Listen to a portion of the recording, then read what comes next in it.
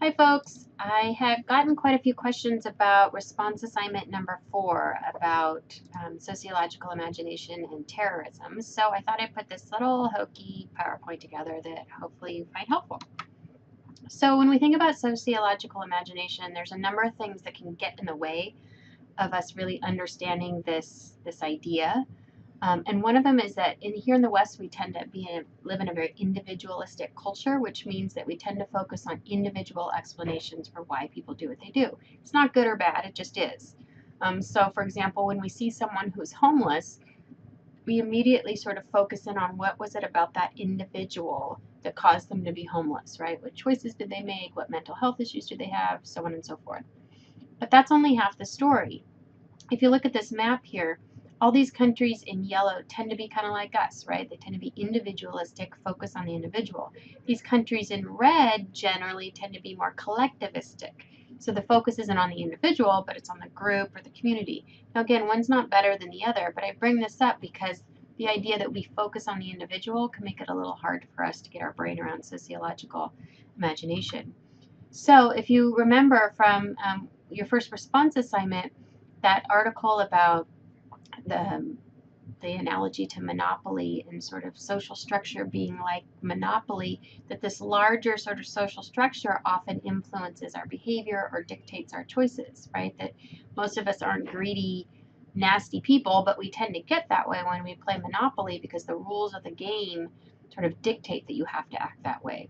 So I'm bringing this up because when we talk about sociological imagination, what we're talking about is a perspective that moves beyond the individual and looks at the individual and society as a whole.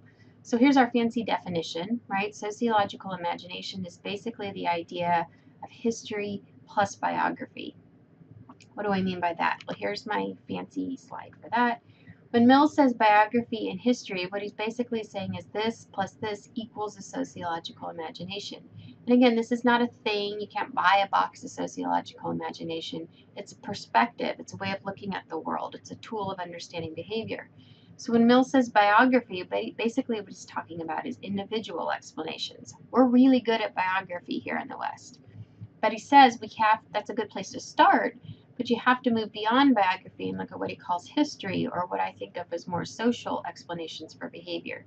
So here we are, right, making our choices, but we don't just randomly make decisions. We make decisions that are often influenced by what's going on around us. So you can think of this, here's you, your biography. Here's what he means by history or society. So let me give you an example. So when we think about unemployment, why somebody's unemployed, right? We're pretty good at coming up with all sorts of biographical reasons, right? Lacking experience, education, a mental health issue, poor time management, whatever. But that's only half the story, because if you look at the data, for example, right, here's a graph of our unemployment rate here in the US. If you look down here, right, pretty low, and then holy cow, big jump right here in 2008, 2009.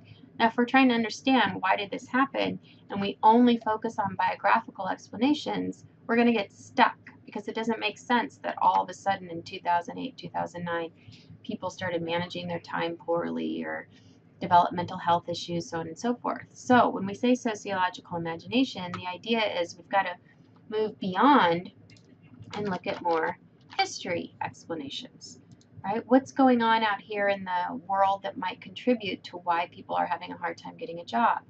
Economic recession is one of them, environmental disasters, a government shutdown, right? These are all things much bigger than the individual. Same thing applies when you're thinking about terrorism. Using your sociological imagination, you start with, yeah, there's all sorts of individual reasons why someone might, strap a bomb to their body and blow themselves up in a public place, right? Beliefs, poverty, they're just evil, they're crazy, they hate America, whatever. But if you watch this TED Talk that I posted on Canvas, he moves us beyond individual explanations and forces us to look at more social explanations. And you'll see he names quite a few, right? Drought, civil war, lack of infrastructure, economic inequality, lack of jobs. So I really encourage you to just keep thinking about biography, history, and how these things are totally tangled up in one another, not only in this response assignment, but in your reflection assignment as well. Thanks.